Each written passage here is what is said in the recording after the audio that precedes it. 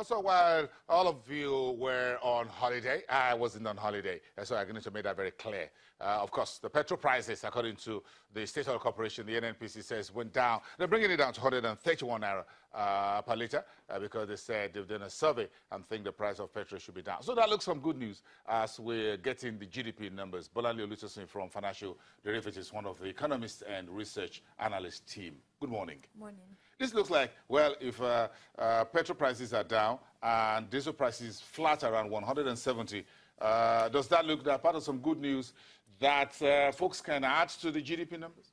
Yes, definitely. It's good news. It's a cost side effect on the manufacturers. So once we see that these prices are actually going down, it's actually great news for commodity prices.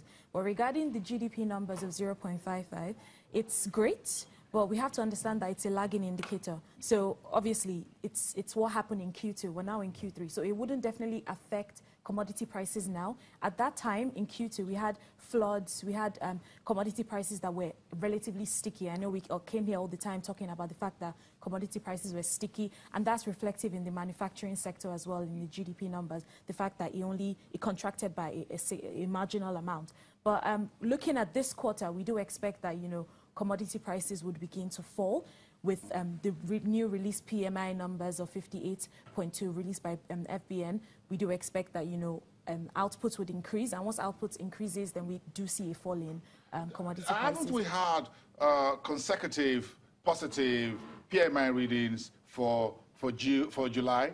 We had for July, which is the first month of the third quarter we're in, and for August, which is now on our hands, both the central bank and the FBN quest numbers came in positive, and we can take that tentatively to say September is likely going to be positive. If we put the three PMIs months for the third quarter together, what does that tell? What likely will be the consumer goods market on using this as some form of a light in the dark? Yeah. So with the numbers that you're actually quoting now, so in I think last month, sometime in August, we actually saw a marginal decline in the price of rice and yam. So commodity prices are reacting slowly, and the only reason why they're only taking their time is because disposable income hasn't changed. So the fact that manufacturers are actually producing more, it's not giving incentive to individuals within the economy to purchase, goods. And if they're not purchasing, there's no incentive for them to, drop prices as fast as they want to. So we do expect that, with the new GDP numbers, they'll send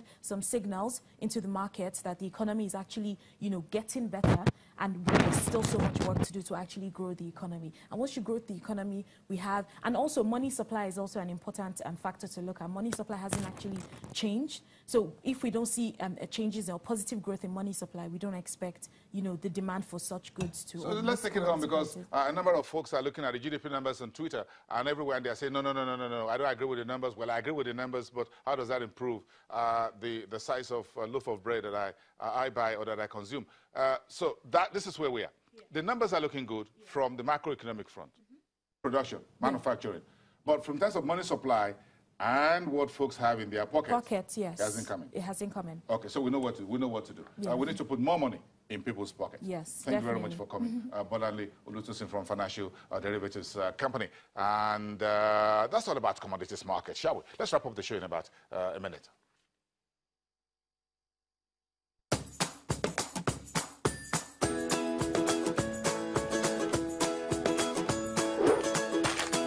Dangote salt, now in a new pack. It's not just salt, it's Dangote salt.